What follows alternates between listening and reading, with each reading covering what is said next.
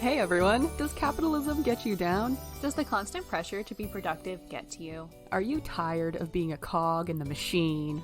Then we invite you to be part of the revolution against toxic productivity by embracing the useless things. Welcome to episode 60 of the Very Unimportant People podcast. Do less. I'm your host, Lidia, and this week I had my first in-person class after 2 years of doing Zoom classes. Big stuff, big stuff. Big stuff. And I'm your host, Courtney, and this week I got stuck in like a super awkward situation at a restaurant. Oh, you're so As per usual. As that's per always usual. yeah. What's with you and having awkward situations at restaurants? I What think happened? I'm just an anxious person and maybe more attuned to being stuck in awkward situations. Yes, that could definitely be it. Basically, we went out for dinner last night because we were bored. And we got there and they're like, we have a table inside, but we also have a table like outside. They have like heaters outside and it's warm here, so you can eat outside. And it was like really loud inside. It's cold here like... and you can still eat outside. -8 degrees and they're like, patio? Ew. That's disgusting. Ontario. It's bad. Check your shit. Yeah, so it was really loud inside and like outside's a vibe. So we were like, we'll go outside. And so they brought us, like the whole patio was empty. But for some reason they brought us back into this like little room part where there were like 2 other groups already. And stuck us in this table that was like literally right between the 2 groups, and we were all like really close together, so it was kind of like we were all like eating together, which was fine. One of the groups had a dog, like a puppy, so I was kind of okay with it, and we were all like so nice. Adopting the puppy, kind of like he would come and like sit with each group for a little bit, so it was like super fun. That part I loved, but the awkward really part came when the groups on either side of us, so one group was like a group of 2 guys and the other group was like a group of 3 females, and they both had been there for quite some time already and were like a little drunk. Oh, okay. And they were like, I guess we're already vibing before we got there together, and then they sat us in between them, so they just continued to vibe over us. No. Okay, no, and they were like flirting. You're right, and, Courtney. like, that is awkward. No, thank you. It was very clearly like they were kind of trying, like almost like a bar situation, but this is like a restaurant where they were like trying to like, I don't know, flirt and like get together and like, I don't know. And we were just in the middle. You and Janae, this happy couple, are just like trying to eat your freaking croutons. Just trying to mind our own business, pet the puppy, eat my food. But yeah, they were just kind of vibing over us, so it was a little uncomfortable. I don't know why they sat us directly in between a group of 2 That's bad customer intoxicated service. people. Yeah, I get literally. that it's like you want to, maybe the server could only cover like the back area, but there are literally like 2 other tables in the back area, not in between the 2 groups. Why did they do that to you? That's so rude. Oh my god, that's so bad. They just made your dining experience so weird. Like, what? Did they leave first? Who left first? What happened? We left first because we were just there for dinner. They were there for apparently a all-night rager. They were long before we got there and long after we left. Yeah. So yeah, we left That's first. So funny. I wonder if they had like inside jokes about you guys once you left. I don't know. Like, so funny. I wonder if they were just like, oh man, that poor couple. Like they probably felt so bad for you. They probably were like, they did not, like the next morning or something when they sobered up, they were like, those poor people. Like, why would the waitress sit them in between our drunk asses? Oh man. Yeah. That's really funny. Yeah, that was that. Justified. That was an Thank awkward you. experience, and Thank you. yes, justice has been served. I concur. Thank you. All right, tell us about your fun new experience. My school. It was so strange. So it was one of my first in-person classes, and my professor wanted to do a hybrid. So it was half in person and half online. Some of the students like were international or something, so they couldn't come to class. So he had the Zoom classroom on at the same time as we were in the real classroom. I've had that before. So it's weird. it is a little weird, right? So it was like, okay, we can only really like participate, only the real people can participate with the professor, and then like the chat and stuff, like everything else is kind of ignored, and he's just kind of like sometimes talking to the Zoom people, but most of the time talking to us, and like also partially talking to the Zoom people. So weird. So he was kind of doing that, and I think everyone just like forgot how to participate, and like no one knows how to act anymore. And the professor, God bless his soul, he would like say these little funny jokes, and like he's a funny guy. Like on Zoom, like I would catch myself laughing at some of the things he was saying, but in person it doesn't translate over as well that anyone is enjoying the lecture, because we're all wearing stupid masks, even though everyone is either double or triple vaccinated, because you're not allowed to go to university if you don't have the vaccine. Different issue. And so I was kind of like laughing, and some other people were kind of laughing, but like you couldn't really tell because of the masks. So he would just like be awkward a little bit, and like, oh, it was so weird. And one of the things that I found was that I really missed the chat function on Zoom. School is a lot more boring when you can't put in little comments and like read people's inner monologues and read like what their people. thoughts are. Yeah. And like their houses, their rooms. Yeah, exactly. And see what's going on in there. Yeah, just see what's happening in the entire Zoom room. And like I also think I like got a little too comfortable at one point. I like had like my blanket scarf or whatever with me, and I was like lying down and I was looking around, and a lot of the other kids were really comfortable too. Like we don't know how to sit in classrooms anymore. Like people were just like fucking lounging listening to the lecture and stuff like that. Yeah. But yeah, it was so weird. Like I really miss like the chat. I miss the chat so much. I was like, oh my god, like all I have to do is listen to this guy talk. And like I don't know, even participating in class was so weird. Like I would like raise my hand like a fucking student, and it was like, you are a student. I know, but it was so weird to like raise your hand. It's like, how high do I raise it? Like, do I just put it up like this on the table? Like, do I put it all the way up? Like, I've always found that awkward. I never know like where it, because if you just put it straight up, it's freaking weird. Yeah, like, you just look like, I don't know, like a teacher's like, pet. If you're like, you're hanging out, yeah, you're like, oh, I know. And then like if it looks like a stretch, like that's happened to teachers so many times where the student was like, no, I was just stretching. Like so awkward. And after that like kind of in-person segment where he was only really communicating with like the class, and there was just two people participating, me and this other girl, and then this other girl started participating a little bit too, and like otherwise it was kind of just us. And then the guest speaker came and he zoomed in. So the second half of the class was with the guest speaker on Zoom, and the in-person people were not participating at all, and he was only participating with the Zoom class. It was so bizarre. It was so bizarre. And then my professor asked me to borrow a pencil, and so I gave him my only pencil, and he didn't give it back.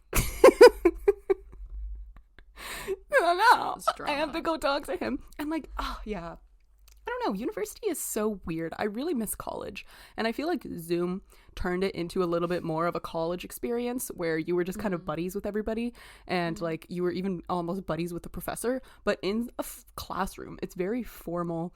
It doesn't feel like you can jive and joke and like be merry and like be yourself at all. It just feels like, I don't know, it just feels like we're supposed to be listening to his lecture the entire time. And like, I don't know, college was a lot more fun because you could like raise your hand and you could be like, oh, like ask questions and like kind of like communicate and like be like almost friends with your teachers. And that's what it felt like on Zoom. It felt a lot more personal for some reason. But now that he's so far away, and he's just like lecturing, and there's no chat, and there's nothing except us and the dead air between us, it's just weird. Yeah, I think that'll change. What year are you in right now? You're in second. Yeah, I think it'll change as you like go up in the years a little bit. Like I found that my like first and second years were very like big classes. It was just very much like somebody talking at you. But then as you get into upper years, like you get into smaller groups, you get to know like your program a little bit better, people in your program, and like the same professors start teaching all your classes because they're like professors in your department. So it gets a lot more like buddy and like a little bit more like conversational, and not so much just like somebody talking at you and you're expected just to like sit there and take notes. At least in my experience, that's what I found. Like third and fourth year were very much a lot more personal than fantastic. I can't wait. you got stuff to look forward to, hopefully. Yeah, hopefully. I can't speak to, I guess, like the program that you're in, but yeah, that was but I feel like it's probably going to be like that because my university was at first a college and like and then it gets more specialized, blah blah blah. So probably going to get better. It gets worse before it gets better. It gets worse before it gets better. It gets worse before it gets better. And it does get better. That's what it does get better. That's the end of the mantra, you know. Mm-hmm. It's all going to be okay. It'll get better. And you know what? Like the professor was probably also feeling weird. He was. Because he's just been like teaching for 2 years to a screen, and now he has to like be in front of people. You know, it was probably just a bad day for everyone. Yeah, I think it really was. At one point, the guest speaker like zoomed in or whatever, and he was just like, "Oh, how's the in-person class going?" And the professor was like, "It's a little awkward." Just fully acknowledged it. I was like, "Ah." Poor guy. It was so funny. It was hilarious. I kind of liked it. I was like, I like that he's acknowledging this, you know? Yeah. And now that looking back on it, I also think that the pencil was an invitation to come talk to him after class because it was really only me and 2 other people who were participating. But I missed the invitation. I just thought he stole my pencil. But now I'm going to talk to him at the beginning of class and I'm going to be like, do you remember me? My name is Lidia and you took my pencil. You can keep it. It's a good that idea. Pencil is yours. Yeah. Becoming so it's still going to work out in his favor. Never a bad thing. Always a good thing. Exactly. Yeah, that's how I feel too. So yeah, I'm going to talk to him and then maybe ask him for help for my final project because I'm stuck. Yeah. And it's going to be great. You got this. Yay, school in person. It's insane. Anyways, let's get into the podcast. Yeah. So we're going to start off the podcast this week talking about teddy bears. So it was Valentine's Day the other day, and this is going to be released a little bit late, but I still think is relevant because everyone loves their teddy bears, and I think everyone as a kid had like a little bear or like a little lovey or like a little toy or something like that. Yeah, I was like obsessed. I loved Webkins. I had so many Webkins. So something I had never really thought of until Valentine's Day was like, why are teddy bears like a thing to give to people for Valentine's Day? Because it's a kid thing, not really an adult thing. It's something that you're supposed to grow out of. Yeah. And if stuffed toys are kind of supposed to be for kids, and then Valentine's Day is about adult love when you can buy things for someone, is it a creepy correlation between giving a child's gift to an adult whom you might be having sex with? I have never thought of it this way. This is very interesting. So it maybe is, it maybe isn't. There. Let's talk about it a little bit. So okay. I like stuffed toys for nostalgia, for like the nostalgic purposes. Like I have a couple of little stuffies on this shelf behind me, little Pokemons or something like that. Yeah. And I've always found them comforting. And I'm not like other girls, and I have like this pillow that I carry around everywhere I go. Yeah. She's not like other girls with a pillow. I don't have a teddy bear that I cuddle. Okay. I have like a pillow that's full of beans. It's like a mini bean bag, basically. Her pillow's so funny. It goes with me everywhere. Like I brought this pillow to almost every new place that I've moved to as an adult, including but not limited to trips to Poland, where I go for like a month. I'll bring it with me. Cuba for a week. I'll bring it with me. Camping trips. I bring that shit camping. I go for 3 days. And it's like not full enough to like actually serve as a pillow. That's the other thing. It's like very flat. Lost a lot of beads. It's so flat. My dorm room. Me and my pillow would like get drunk together. Like, oh yeah, I have videos of you and your pillow getting drunk together. To Avril Lavigne specifically. Yes. Good times everywhere. And this nostalgia, which I'm sure a lot of you can relate to, is one of the reasons that people like receiving teddy bears for Valentine's Day. They're comforting, they're cute, they're huggable, and they can remind you of a loved one if they're far away. And the fact that they're a little bit childish may actually be okay. There was this YouTube video by the School of Life that talks about why being in love should actually be a little bit babyish, and that finding someone who you can be vulnerable with, like you were when you were a kid, is perfectly fine, and it's actually a sign of a healthy relationship. So giving someone stuffed animals and then like even like reenacting childhood memories, like making them have a tea party, or just like being like, hello, my name is blah blah blah, hello, my name is blah blah blah. It's like a way of finding your way back to the defenselessness and like the need that you expressed unapologetically as a kid. And you have to reconnect with that in order to have like a good chance at love, and in order to exactly finding your inner child again. Aww. Feeling like you can be vulnerable and like ask for love like you did when you were a kid with this person who you like love and stuff like that. So it's a really sweet like little sign of someone that you really like, and just of something really cute. And I also saw on this other website that most depictions of teddy bears in the media are of a woman hugging them. So in men, it correlates in their brains that like women like teddies, and like women will hug me like they're hugging the teddy bear. So I give her teddy bear for Valentine's Day. Just really dumb it down. Very fickle, very simple minds. I give teddy. Yeah, exactly. Women hug teddy. I give teddy. I get hugged from women. Caveman brains sometimes, man. An informal study at this one university showed that 80% of women who moved to university in first year brought a lovey or a teddy bear from their home with them. Aww. And 10% of men brought it with them. And the professor was like, or that's only how many admitted to it. Because I guess it's kind of that's dumb. Everyone should enjoy teddy bears. Yeah. Teddy bears are genderless. Yeah, exactly. Doesn't matter. Another nice thing about the teddies is to have something physical to remind you that someone loves you. Candies go away. Flowers die. Jewelry is expensive. Teddy bears are forever. The new diamonds. That's kind of the issue, though, that I have with teddy bears. Like, they're a cute gift in the moment, and I understand that if like maybe you're in a long distance situation or something like that, like it's nice to have like something to remember that person by or whatever. Yeah. But at some point it's like, what do I do with it? Like, yeah, I know. It's rude to throw it out around with you. It's rude to throw it. I have a teddy bear behind me that was given to me by Janaid when when we first got together, right? And we were like, we weren't able to see each other a lot, so it's kind of a cute notion then. But now we like live together. Like I don't really need to like remember him or anything like that. And it's just like it sits on this chair.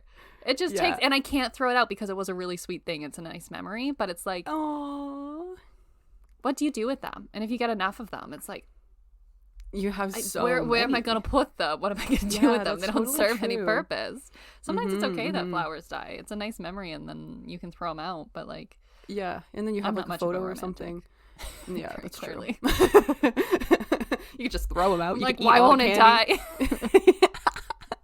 You like put salt in the water. You're like, go away faster. You're cluttering up my space. Enough with your love. Get out of here. Yeah, that's the thing with the teddies is like, what do you do with them after a while? I totally understand that.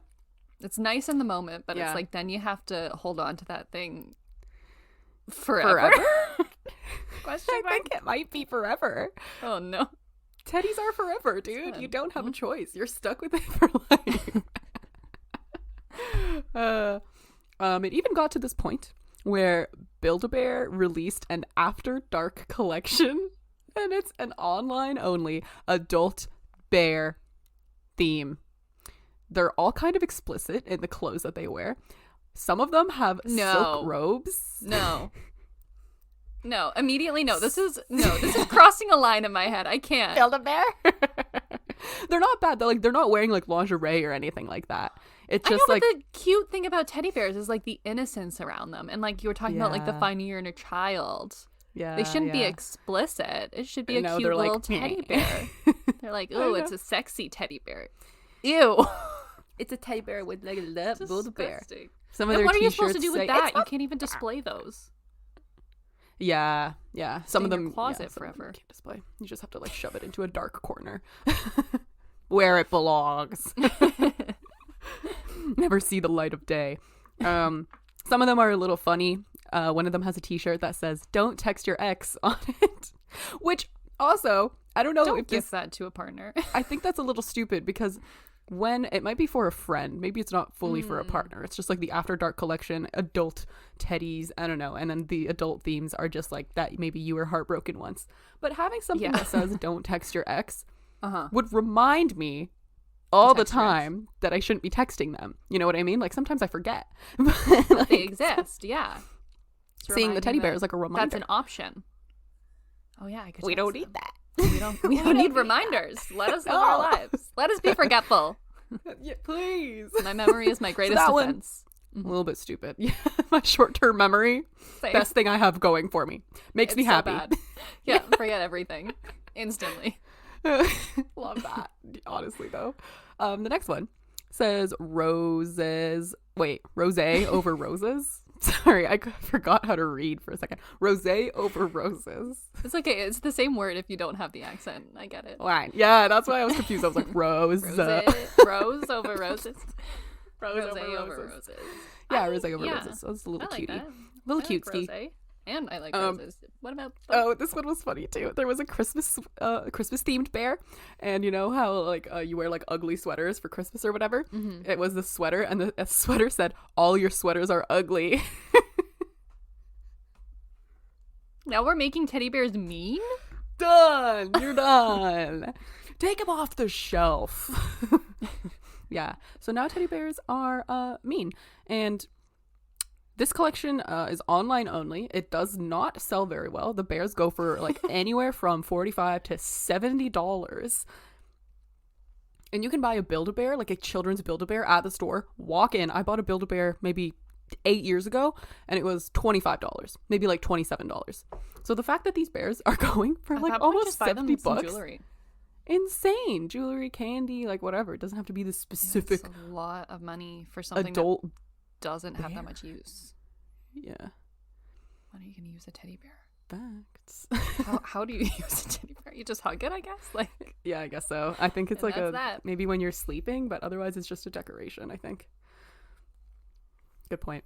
So teddy bears, as we've come to know them, were created around 1906, and their roots are actually vaguely political.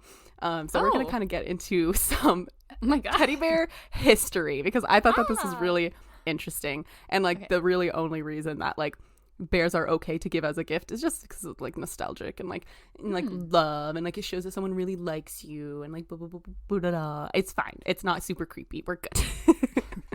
So let me just start with a quote. This priest in 1907 said he denounced the teddy bear fad, and he said that the toy beast in the hands of little girls was destroying all instincts of motherhood, and that the future would be realized as one of the most powerful factors in the race suicide war. I don't know. He then asked all parents to replace the doll in the affections of children and discard the teddy bear forever. Denounced by the church. There's so much going on in there. There's like creepy priest man saying creepy things. There's sexism. There's racism. I don't know what the race war thing is. This was just a tiny little article. It was like a little excerpt from like the newspaper in like the 1900s. It was crazy. There was no explanation. It was literally just these words. It was insane. Some big claims there.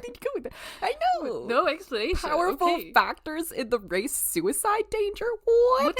Wouldn't it like encourage motherhood more too? Because like you're caring for something?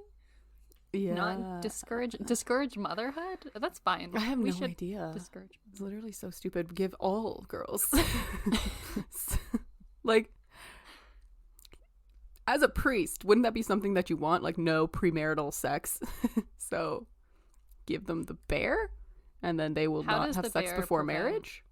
Because they don't want to be a mother before marriage. I don't know. It destroys motherly instincts, Courtney. It just gets rid of I see. It gets rid of the goal of sex. Mm-hmm. Sure. I understand the thought process here. Yeah. But super weird, right? I don't understand. I think it So I think it years. fosters motherly instincts. Yeah. Because you want to hold and hug your little teddy bear. Yeah. And people gave dolls to kids. Like, I used to have, like, a doll that I liked, and I would, like, do her hair and, like, all this stuff. So, not saying that I'm a mother, but my motherly instincts are still there. Yeah. Anyways, so in 1902, a couple of years before the teddy bear thing became a thing, there was no such thing as a stuffed bear that you can take home and cuddle and love. But the president at the time, Theodore Roosevelt, went on a hunting trip with the governor. Oh, no. And this former bear trapper named Holt Collier, and a bunch of journalists and way too many dogs. I don't know why they said that there was too many dogs, but I am specifically way too many. Specifically just like so many dogs. So many dogs. So I won't specify the number, but it was too many. It was just a lot for the amount of people. So We're many. overwhelmed. A platoon of dogs. It just like there was like maybe 8 people. We didn't need that many dogs. The president really wanted to like hunt a bear. That was his whole goal. He was like, it would be cool to hunt a bear. So the bear trapper was like, okay, I'm gonna track this old fat bear, and and he did, and he knocked it unconscious and then tied it to a tree. And he was like, Mr. President, like, come here, like, I got this for you. And President Roosevelt reportedly refused to kill it, and he called it unsportsmanlike to kill a defenseless bear. This made the papers, and a cartoonist named Clifford Berryman drew Roosevelt standing in front of like a cute fluffy bear, which was tied to a leash like a dog kind of thing. And the caption was like, drawing the line in Mississippi. Like he wouldn't cross that line of like killing a defenseless animal, you know? But he would just kill it if it walked, he would shoot it. But I guess because so. It's not walking. Yeah, I guess it's because it was technically like in cold blood. I don't really know hunting politics, but this became known as the Teddy's bear incident. And the cartoonist became famous for it. And he became drawing like cuter and cuter depictions and versions of the bear in his future comics, kind of like a cameo and like a callback. And the bears just kept getting like sweeter and sweeter. And then there was a few accounts as to who made the first stuffed bear. One was that a Brooklyn couple sewed 2 bears and then sold them under the name Teddy's Bear. And then the second one, which is kind of ridiculous, but it's kind of funny. In the same year, a German toy maker, she was inspired by her son's drawings of like a cute bear, and she made a bear and named it Bayer 55 PB. And the wait, what? It's German. Okay, that was an important detail. So the 5-5 stood for height, the P stood for plush, and the B stood for Bewelglitch, which is German for movable. The bear. Bear. So anyway, that one didn't stick as well as the Teddy's bear phenomenon. The name just didn't really ring as many nice bells. Just didn't roll off the tongue. Not as well as Teddy's bear. No. So President Theodore Roosevelt received teddy bears for Christmas, mocking him for like not being able to kill the bear. And he actually appreciated the humor, and he showed them off to his family and friends. So then the bear became his mascot for re-election. And in 1907, people began selling clothes for bears, patterns to make them at home. And this is also when the priest denounced them as like devil incarnate. They even hit high fashion. Some women carried teddy bears around with them everywhere they went. It was so tied to Theodore Roosevelt, and people just freaking loved this guy as Mr. President. So they were just like, yeah, like we love the teddy. And another bear craze kind of account was that there was a woman who sold teddy bear photos as a Valentine's card in 1907. And this was kind of an attempt to like explain why it's specifically a Valentine's Day thing. They sold well, and she was able to pay for her medicine that she needed because she was sick. Classic America, no freebies for medicine. So she kind of was like, oh yeah, I owe it all to the bear. And like, you know, it was like at this Valentine's Day thing. So that's why people think that it may come from her, but also like the sewed teddy bears is much more, I think, relevant. And then the bear craze also died when Roosevelt did not do the re-election thing. So that's kind of when people stopped doing the whole teddy bear thing, and it just kind of faded into the background a little bit more. But it was his mascot for like re-election. Like in the newspapers, there would be like a teddy bear, and they would be like, "I'm gonna be a great president" or something like that, like little quotes and stuff like that. Like people loved it, and he embraced it. He loved it. That's so strange that it's like a political thing. Yeah. Have I been unknowingly just like walking around with Theodore Roosevelt's like mascot with his everyone campaign promotional merch? His campaign promotion, his merch, literally his merch. Like, it's so crazy. And I've never wondered, like, until I saw this, why teddy bear was called Teddy. Like, it never occurred to me that it was like a nickname for Theodore. That's what it's called. Yeah, exactly. Like, that's just what its name is. But it was all because of Theodore Roosevelt, who like couldn't kill this bear. And then they were like, oh, haha, Teddy's bear. And then teddy bear. So cool. Right? Yeah, I thought that was really interesting. So if you collect teddy bears, you're called an arctophilist. And the first public arctophilist named Peter Bull, who was an actor, and he faced disbelief and horror from the public at his strange and unique hobby. And he defended his hobby, and he said that it was just the same thing as how people collected yachts or cars, but probably better because teddy bears were a little bit more animate, and yachts and cars are inanimate. Cars? Yep. Was compared to a teddy bear collection? Yeah. Because and he says that they're pretty much the same thing. You're right. I collected teddy bears as kids because I was like, fuck the yachts and cars. I'm a collector. I want this little teddy bear. I don't need yachts. I don't need cars. I don't need to show off my wealth. I don't need to like I'll just take the teddy bear. You make a good point. Okay. Poor guy. Just like defending it. And then, oh god, you're gonna love this. He said that many women marry bear-like men, and he said that 3 men admitted to having their first sexual experience with a teddy bear. And that's what he used to like justify his collection. His collection? Yeah. Why did he have to make it a sex thing? People always have to make it a sex thing. Just gotta make it a sex. Stop. It's just not always everything has to be a sex thing, especially the teddy bears. Leave the teddy bears out of it. Yeah, exactly. I understand the childhood thing. Women marrying teddy bear-like men. That's a thing. Someone like someone that's like good to hug. Yeah, fair enough. Yeah, that is a thing. But don't say that your collection is a collection of glorified sex dolls as a way to justify glorified sex dolls, please. He's like, well, it's also a sex People thing. People have sex with them, so I'm a manly man. It's cool to collect teddies. I'm a man. It's a sex thing. Oh god. Ew. I can't believe that was the better option. No. They're just I don't know. He could have just stuck with the yachts and cars, or just like been a little bit more confident in his collection. Like, it's okay. Everyone has like some sort of weird hobby. It's just like probably in the 19 like whenevers, it was more difficult, and maybe there was more scrutiny. True, and it's also like not really sure. People probably saw it also as a sign of like cowardice, maybe because it was like a symbol of Theodore Roosevelt not being able to like shoot a bear. Which I guess would be seen as something like manly to do, would be to like kill something, because men they just love killing things. They love it. So maybe it was like that association. Of like, so they're like, oh, you're collecting this. Oh, you like animals? You respect You're such a baby. Ew. You want to keep them alive? Kill a bear. You agree that it's not sportsmanlike to kill a bear in cold blood? Ew. Fucking loser.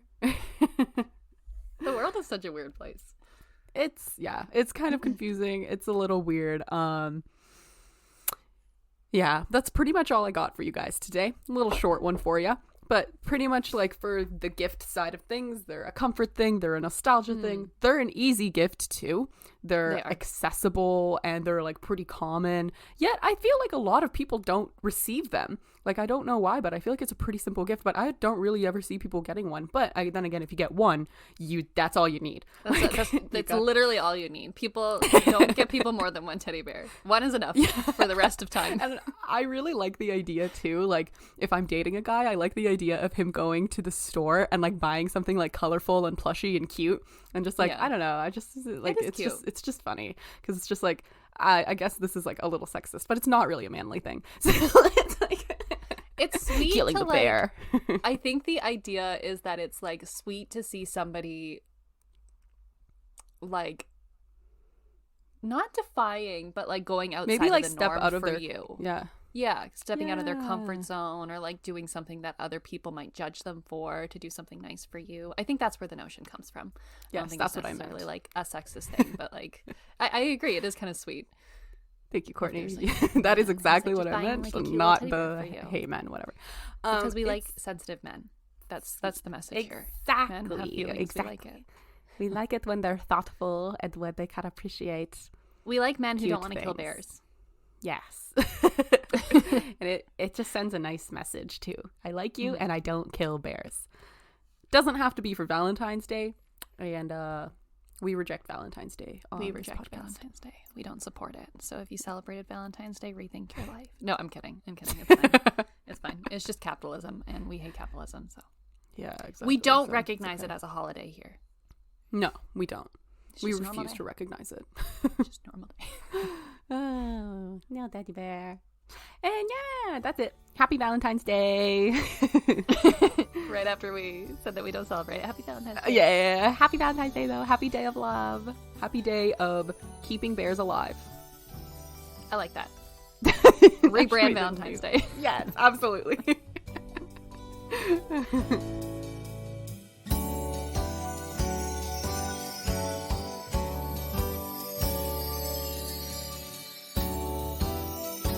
Welcome to the second half of the podcast, everyone. And Part this week, two. I am talking about the Chicks, formerly known as the Dixie Chicks, but they actually dropped Dixie from their name, so they're now called the Chicks. For all of you that don't know. And I feel like if there's some older audience on here, they might already like know this story very well, but at least for me, maybe I'm just out of it, I don't know, I didn't really like fully understand the breadth of like what happened to the Dixie Chicks and like that whole story. And this week I watched their documentary, which is called Shut Up and Sing, and I was freaking blown away. This is like the coolest group ever. Yeah. I think they're a lot cooler than I ever like thought they were, because I think country music gets a really bad like rap for just being like very Same like thing. white and Republican, and so I was kind of like, oh, Dixie Chicks, like whatever, they're just like a group of like white women, but they're actually pretty cool. And so I've been like listening to them all week, and I just kind of wanted to like go through the story of what happened to the Dixie Chicks and their controversy and all that. I can't wait. I don't think I know anything about the Dixie Chicks controversy. I'm not totally sure. Dolly Parton is the lead singer? No. No. Okay, no, okay, very off. Yeah, okay, we're going to be learning very many things today. I'm so sorry, guys. So yeah, basically it's like, rock. I think at its center, it's a story of standing up for yourself and what you believe in. It's a story of sisterhood, a story of not apologizing for just like being yourself. And it's also a story about like finding your people and where you belong. Oh. And like, you know, the whole notion of like when you don't say something to keep the peace for other people, how it's not keeping the peace for you. It's that statement and that sentiment is like very embodied through their story too. But before we get into it, I'm going to address the name change, the elephant in the room, why they dropped Dixie from their name. Yeah. So they dropped Dixie from their name in 2020 because Dixie is actually a reference to the Mason-Dixie line in America, which used to separate the southern slave states from the northern free states. So it was kind of a reference to like slavery. Yeah. Dixie. That's crazy. I didn't know that. Yeah.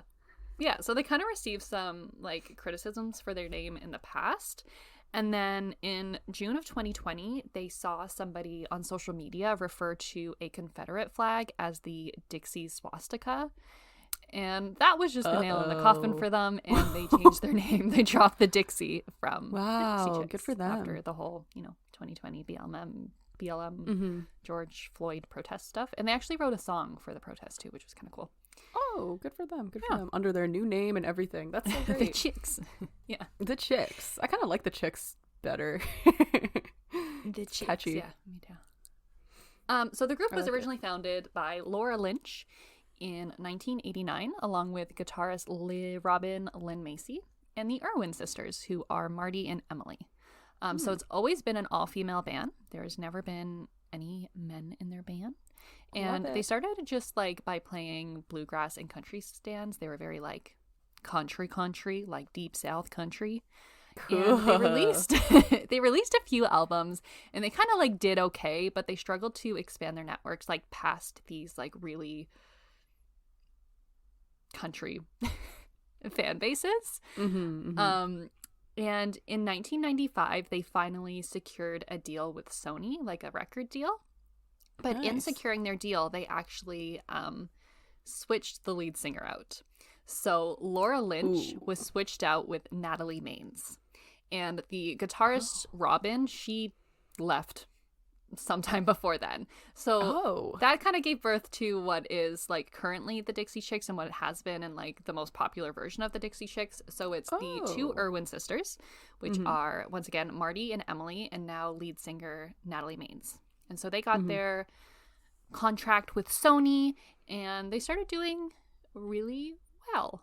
Why did she get switched out? Was that a Sony decision? Or was that like she was like, no. I don't want to be in this contract bullshit anymore? It kind of happened all at once. So apparently Laura Lynch had been like considering leaving before because she wasn't really into the idea of like touring, and she wanted to spend some more time with her daughter. And since they were kind of struggling to meet other audiences, they were kind of thinking about changing something up with the band. So it kind of all came together really nicely. And she's been interviewed since and says that she has no regrets about leaving. So it was like a good decision for everyone. That's great. And like the new singer, Natalie Maines, she had like blues and jazz and like rock kind of roots to her musical career and like her upbringing. So she kind of brought like a fresh sound to the Dixie Chicks. So it was like country meets like rock, and this really helped like expand it to a broader audience and like appeal to more like pop audiences and stuff like that. Yeah, so they were finally launched into success by this new change and by this new record deal. Their album Wide Open Spaces quickly climbed to first place in the country charts. They set a record for the best-selling country group in musical history. Whoa! Yeah. Oh, nice. They sold over 12 million copies of Wide Open Spaces, and it's now classified as a certified, it's like RIAA Diamond album, which is like a certification that you get if it sells over a certain amount. It just means that it's really popular, basically. Yeah. And in 1998, they sold more albums. Their one album, Wide Open Spaces, sold more albums than every single other country group combined. It's crazy. So they were like wildly successful. Country music was just not a thing, I guess, or they were just like I guess the not. best of the best. They literally put country music on the map, I guess. They did. They sure freaking did. That's great. Good for them. That's so cool. And then their next album did really well as well. And it gave them the distinction of being the only country band and the only all-female band of any genre to hold the distinction of having two back-to-back RIAA certified diamond albums. That's the so only female crazy. Group. Isn't it crazy? So insane.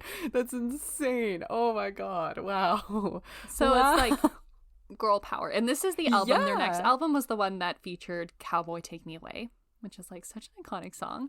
And a really cute thing about that song is that so I think it was Emily, one of the Irwin sisters, she met this like guy who was a cowboy, and she fell in love with him, and she ended up marrying him.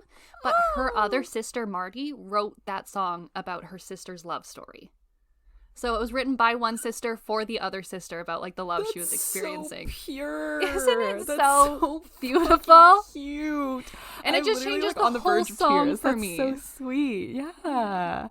Oh, that's so fucking cute. Like, you're so happy for your sister that you write a love song about the love that she's experiencing. Like, that's so fucking sweet. It is really sweet. Okay, I love them. Yeah, that's really amazing. Already, that's we love them. Yeah. Pure sisterhood. And so these two albums, they continue to hold a place on the 50 best-selling albums ever in American history for over half a decade after they were released. And they all either wrote or co-wrote all of their music. Wow, good for them. Which just like, makes it a little bit more impressive, I guess. Mm-hmm. And writers too. Yeah, definitely.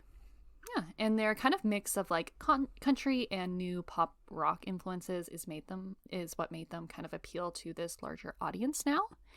Yeah, and for sure. So but despite the fact that they were like appealing to this larger audience, most of their success had to do with country music. Like, they really relied on country music and country music fans for their success, to play them on the radio, to come to their concerts. Like, that was really still their community. Yeah. And as we know, country music fans can be a little bit conservative, politically conservative. Sometimes. Yes. So with this album, Fly, which is like the second one that they released, they already started to kind of like stir up a little of controversy, because there was two specific songs on this album. One is called Sin Wagon, and it refers to mattress dancing, and the conservative community did not the conservative community did not like this. And the other one is Goodbye Earl, also iconic song.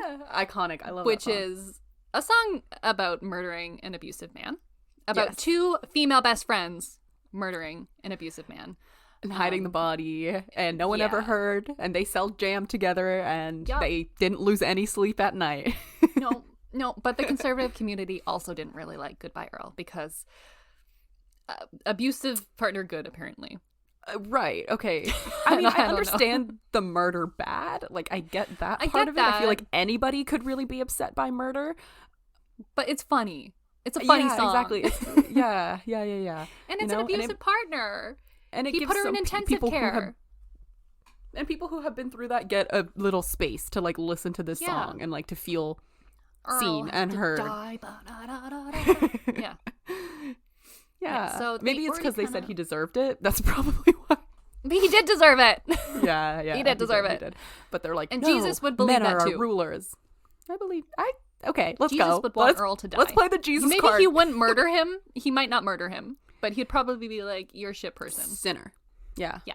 Sinner. So straight to hell. He was on the sin wagon, Earl was. He sure was. Yeah, so the conservative community was already starting to be a little bit like, me, you've changed. You're a country girls. You shouldn't be doing this. Yeah. And during this time, they got into a dispute with Sony, because it was found out that Sony was involved in like fraudulent practices pertaining to the way that they paid royalties. So this happened to like a lot of people who were signed with Sony as a label, but they weren't being paid enough. And basically the way that they ended up winning the lawsuit is they got this deal, which is a really cool deal, where they could now release all of their music under their own label, which is called Wide Open Records, is their own unique label. But Sony was still responsible for marketing and distributing all of their albums. So Sony is basically a slave to the Dixie Chicks now. They can do whatever they want. Sony has no say over what they write and what they do. They can chill, like, because labels normally are like, you need to do this, you need like a tour, you need a concert, you need to write this album, this is what you have to say. But no, Sony couldn't say anything about what they had to do, but anything that they released, Sony had to market. Amazing. I love it when the law just like works. Yeah. That's so cool. So they're legally bound to the Dixie Chicks. Like, they're literally. Yeah. That's I don't so know like funny. how long it lasts. I don't know if they still are, but during this like time when the controversy starts, Sony is basically tied to the stand. Wow. Yeah. What a win. What a win for the. Oh my God. That is fantastic. I love and it that. ended up really working cool. out really well for them, because it obviously gave them a lot of autonomy in what they chose to say to the public. So yeah, everything was all fine and dandy. They were doing super well. They were super successful, obviously. They won like over 12 Grammys. Very popular group in like all music genres, basically.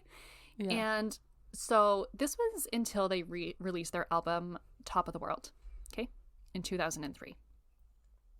And on March 10th in 2003, actually, let me do a backstory to this first.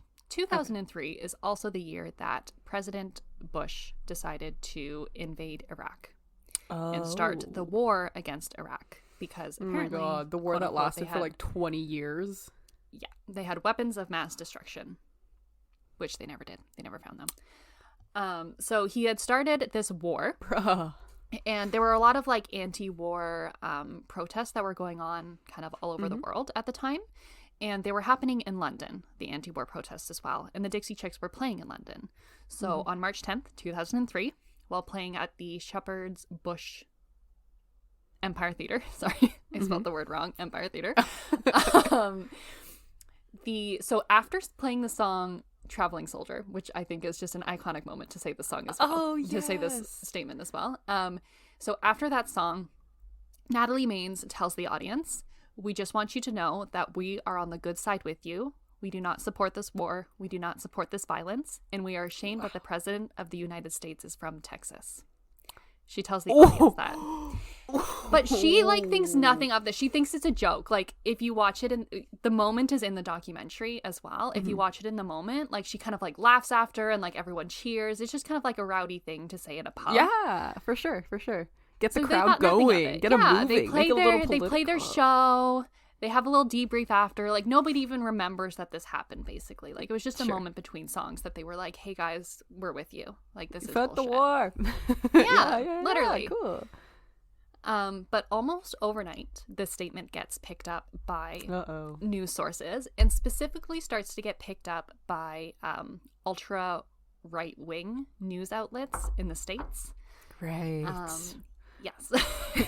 Not good. Fantastic. Love to hear that. And so basically the Republicans of Texas and Nashville's in Tennessee. Yes. Of Texas and Tennessee feel like they've been betrayed because they're supposed to be these all-American girls standing for like country values and like their American values. Yeah. Yes, and they feel like they've been portrayed by them. So they start calling them traitors. They start calling them the Dixie Sluts is their new name for the Dixie Chicks. Oh, wow, you're anti-war and suddenly you're a whore? Yeah, I know. It's also like super sexist too. There's this one conservative news station that was quoted to say they are stupid and callow girls who deserve to be slapped around. Oh my fucking God. Okay, so this is where the it's okay to abuse women thing really comes from. Yes. And now his we're name was understanding Earl. why they were against Earl dying. They're like, we slap women around here, okay? Yeah, it's just stay in your place. Happens. Women are stupid. Jesus Christ. 2003 was brutal. What a time to be alive. I can't believe you could even say that kind of stuff on the radio about a group of singers. That's great. Canceled. About a group of Immediately they would have gone canceled for bullying the chicks. Like that's so fucked. But instead the chicks started to get canceled. So what would start to happen is if country radio stations played the Dixie Chicks on the radio, they would get like hundreds of calls in from people saying, if you ever play the Dixie Chicks again, I will not listen to your radio station. Damn. So the radio stations had to make like an economic decision that they can't play the Dixie Chicks because otherwise they're going to lose all of their customers. So radio stations started boycotting the Dixie Chicks. And like overnight, they lost like all of their platforms because they were primarily a country band and had built their career off of country music. Yeah. So they like lost it all. And now almost all of their country fans are against them after sending them to Diamond Platinum 2 times in a row. That's so insane. Oh, what a story. Damn. And radio stations, I think this is kind of funny actually. Radio stations started putting garbage cans outside of their buildings for people to come and throw out their Dixie Chick CDs. It was like a designated garbage can. They were like, here, yeah, put them here. which I think is kind of so funny. Oh, oh wow, that's crazy. I can't even imagine being in their position at that point. Like, I would be, first of all, scared for my life. Second of all, I'd be like, there's no coming back from this. Like, I wouldn't be able to imagine how I would continue my fame after that. All of your fans turn on you? That's insane. Oh my god. Oh my god. Okay, I can't wait to hear the rest of this. So the funny part about this is that this statement was made in the middle of their Top of the World tour. So a lot of the people that now hated them still had tickets to see their show. And everyone, you know, will fight for their morals, but when it comes to $40, it don't matter. So a lot of these people continued to go to the Dixie Chicks shows because they were like, we can't get a refund for our ticket. So fuck you, but we're gonna still go.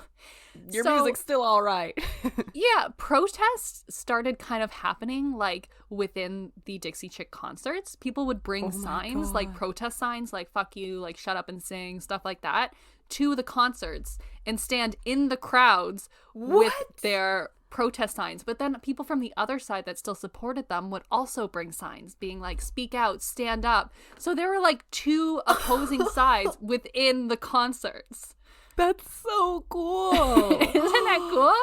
Yes, that's amazing.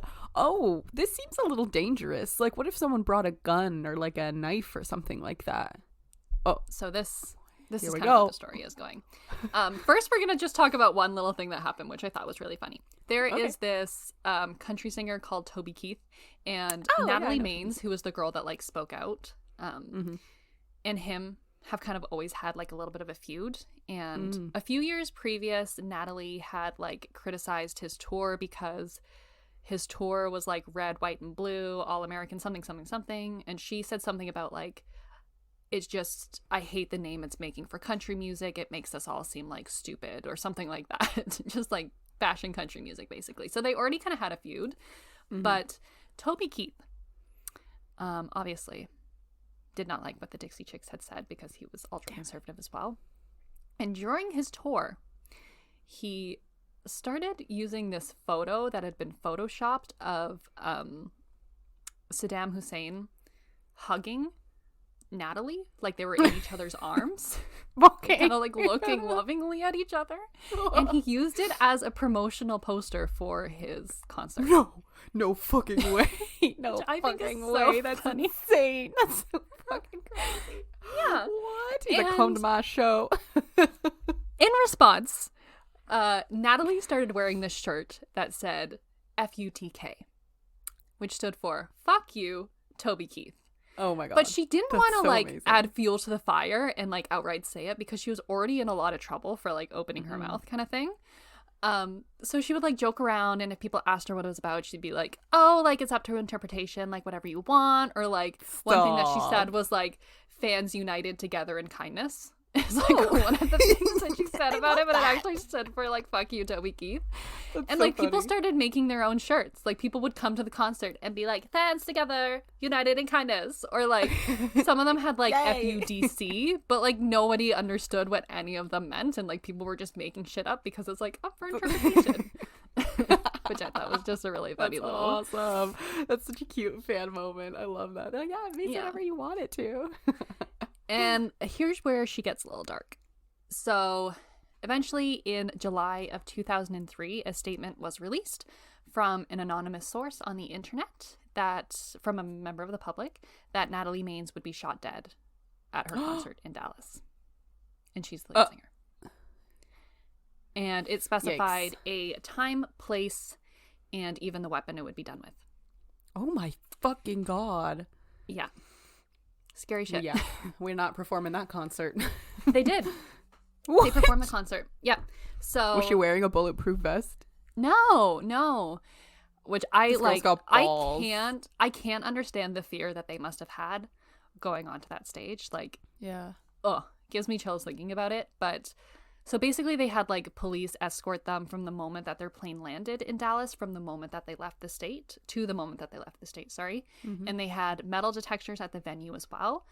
And they identified like a likely suspect. They didn't know if it was actually the person, and the police stayed with that person all day.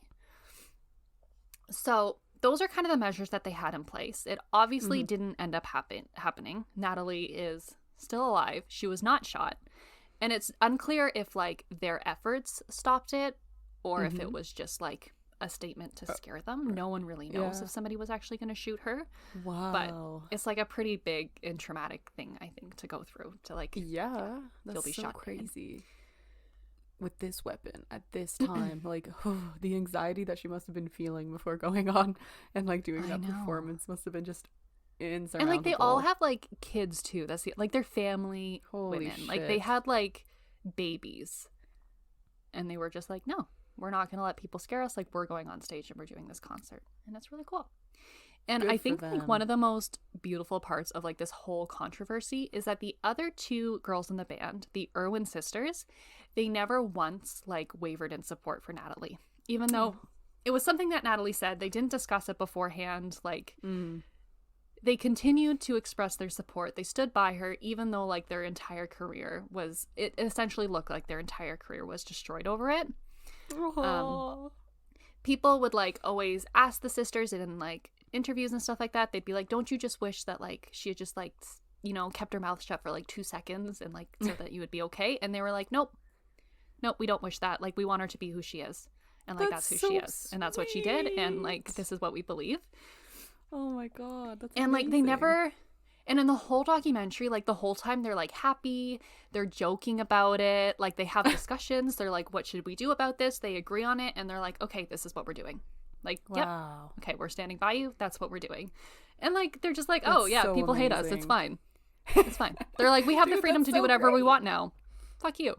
Everyone already hates us. We might as well just Yeah. do whatever we want. I love that mentality. Good for them. That's so crazy. There's this really sweet scene in the movie where one of the sisters starts, like, crying, and she's talking about that if, like, Natalie came to her and said that she needed to stop playing music forever, that she would do it in a heartbeat, because, like, all she wants is for Natalie to feel happy and to feel safe. And she's, like, crying, and she's like, that's all I need in life is, like, it's for her to be happy and to feel fulfilled. So, like, we'll do whatever we need to do to make sure that happens. So sweet. Like, the sisterhood That's between these so people is, like, fucking cute. so strong. Oh I my know. god, that's so cute. And Would you they do also that have for me? Yeah, of course. Are we that good of friends? 100%. I knew it. I knew I it. always will stand by you. Whatever we say. Oh. The internet comes after us for something on this podcast. Fuck them. Fuck you, you idiots. Fuck them. Thank you. That's so fucking sweet. Oh, okay. They also had this, like, Sisterhood. really cute tour dynamic where, like, all of their kids and their husbands come and join them on tour and, like, hang out with them. So they would just, Aw. like, have babies on, like, their tour bus and, like, in the green room and stuff like that. Because most tours, like, in my head, I picture people, like, partying and, like, Yeah. getting drunk and, you know, but they just, like, it was just such It's a wholesome It's family time. tour bus. Yes, it was so cute. That's really sweet. And instead of, like, putting their tail between their legs and, like, being a slave to the man and crawling back to their country fans and being like, I'm sorry, I didn't mean it, they literally never apologized. They apologized. They kind of, like, almost, like, PR'd it. They were like, we're not actually ashamed that the president came from Texas. They were like, we're sorry about what we said, but we're not sorry. We're sorry about how we said it, but we're not sorry about what we said. They're like, this is what we Okay. believe. The war is wrong. Yeah. I'm sorry that I said Good that the for president. them. Yeah. Yeah. Yeah. And they would say things like, we support the troops, but they would never say we support the war. So they were very, like, PR, but they interesting. never apologized. Yeah, because the troops are people, you know? They're human beings. Yeah, They could be exactly. you So or they're like, I. we support them. We want them to be For okay. sure. But The like, they war don't is support this the whole war. political... Okay. And actually, Picasso, I like it. in 2006, Natalie actually rescinded her apology about saying that she Nice. was sorry that the president was from the United States. She was like, yeah, actually, fuck you. She was like, I am ashamed. Don't kill me. So they kind of took, like, a little bit of a hiatus for 3 years. And they completely, like, reinvented themselves during this time. They took this as an opportunity. Instead of crawling back to country, saying, I'm sorry, take us back, they were like, nope, this is what we said, this is what we believe in. If they don't want us for that, we're going to find other people who like us. So they took this time to reinvent themselves. And in 2006, they released kind of their album that's a little bit more popish. It's still pretty country, but, like, it's, you know, a little bit more. And this is, hold on. Yeah, okay, sorry. So they released this album, a little bit more popish. And they were like a little bit scared about their tour because they had received so much hate and backlash. They didn't really know how well they would do selling tickets. Okay. Yeah. So right before their tour, Sony came to them. And Sony was like, look, we have an offer for you. We will buy out all of your concerts and we will sell the tickets for you. And they like gave them a quote. I forget how much the money was, but they like said, we'll buy them for this amount, which was basically underselling them. So if they sold the tickets by themselves and they sold out, they would make a lot more money, but they could lose money if they don't sell out. Yeah. So he was like, so Sony was like, we'll give you a safe option. You can sell your tickets to us. And the girls were like, no. Really? Yeah. Natalie was literally Sony, like, we didn't forget the beef. Natalie was like, I'd rather bet on myself and fail than sell myself out and actually be successful. So they're like, no, we're gonna sell our own tickets, and if we don't do well, like that's bone fine. of steel, dude. I know. She doesn't give a fuck. She's like, no. I care about me, myself, and like my sisters more than anything in this world. So amazing. I know. And in a world where everyone's like money, money, money, like these girls were not. They just they were like, they love each other. We're doing it for the so music. much, and themselves so much. That's so amazing. So they sold their tickets and they got a little bit of interest from like their from their usual southern states, but not as much as they usually do. But surprisingly, all of their shows in Canada sold out almost instantly. And so what they did go Canada. is they postponed all of their shows in the southern states, which I think they ended up actually canceling.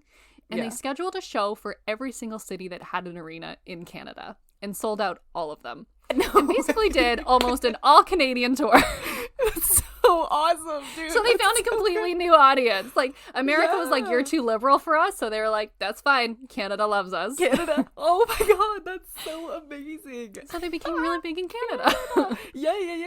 They're huge. Dude, that's so cool. This is what happens when you don't have like a record company like over your head. You have so and being much like freedom. Little puppet players with you. Like you could just do whatever you want. Like you're like, oh, that's where the money is. I guess we'll go there so that we feel the support and the love instead of trying to like work with people who don't even like you. Like 4 seats are sold. Might be protesters too. So yeah, literally. Good for wow. So they just I'm so proud of Canada too for I know. I love that. And the 2006 album is where their song "Not Ready to Make Nice," which is such a jam. Yay. Which I've been jamming to all week. That was that song on that album. And the song "Not Ready to Make Nice" was actually initially pitched to them as a different song.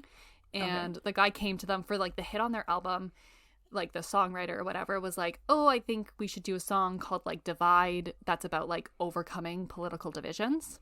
And Natalie was like, does that mean I would have to forgive the people that like did me wrong and like said all these bad things about me? And the guy was like, well, yeah, you'd have to forgive them. And Natalie was like, nope. And instead she wrote "Not Ready to Make Nice," which is just literally saying that she like, that she will die on that hill, that she's not ready to make nice and she will never make nice. I love her. Same. Amazing. I love her so much. Oh my God. What's her star sign? So yeah, she took back her initial apology to Bush, as I said. And then on this tour, this new tour, they went back to the Shepherd's Empire Theater, whatever it's called, where she initially made the comment. And while she was there, between 2 songs, she said, oh yeah, by the way, we're still ashamed that the president is from Texas. Let's go. And everyone lost their shit. Everyone in the crowd was like, yeah! Dude, that's so great. I can't remember this shit. Oh, wow. That's so great. Like, we've really evolved, you know? Like, they really found their audience, and they're just, like, amazingly good with them now. That's so sweet. She's also a Libra, by the way. I'm a Libra! There you go. Good for her. She's giving Libras a good name. Yeah. And since then, they've just, like, been doing a lot of political and charitable stuff. They're not really controlled by anyone. They speak out about a lot of things. They just kind of do whatever they want. But yeah, so that's kind of like the story about the chicks. And I just never really knew that much about them. And I have so much respect for them now after learning all of that. And like, I highly, highly recommend watching the documentary. You can find it online for free to watch. It's called Shut Up and Sing. Ooh. Just like the energy that they have is just unmatched, and like the love and respect that they have for each other is amazing and like so inspiring. Pure and so sweet. Yeah, I'm 100% gonna watch it. That's so awesome. I can't wait to watch it. That's so amazing. And I feel like we could like all learn something about the way that they stood up for like what they believed in despite the repercussions on their career. They chose morals over money. And the way that they just like came together and supported each other. And I also think that there's a little bit of a like feminist message in there, because I feel like a lot of women feel like they can't speak their minds because a lot of people call us like stupid, or like we don't know enough about the subject, or you know, politics aren't for girls or whatever. But yeah, they were like, do it. Fuck you. You should never just shut up and sing. Yeah, because you have more value than that. Oh. And also with this story in mind, go listen to the song Not Ready to Make Nice. Yeah. The bridge is gonna completely change it. Chills. That's so cool. Oh, that's so great. Oh my god, I love them.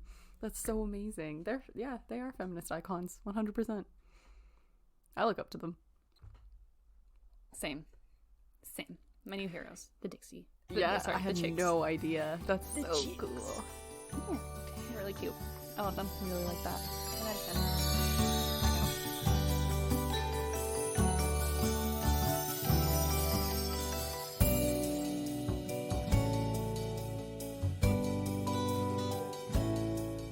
Goodbye, Earl. Sorry, and that brings us to the end of the podcast. Thank you so much for listening this week to Lydia's little talk about where teddy bears came from. I sure did not know that they came from a political thing about a man not being able to shoot a bear. There's so much to that story I didn't know. And I'm sure you learned lots as well. And thank you for listening to my little talk about the chicks and how freaking cool they are, and how much I love them, and how you should all love them too.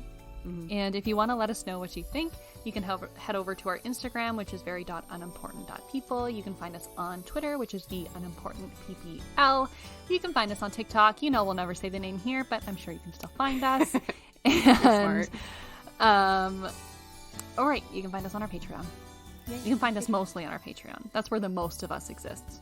So you should go check out our Patreon. If you don't know how to get there, you go to our Instagram, then you go to our bio, our link tree, then click Patreon. Bam, you there. It's a cool place. Come hang out. We love it. And that's it for us this week. Have a great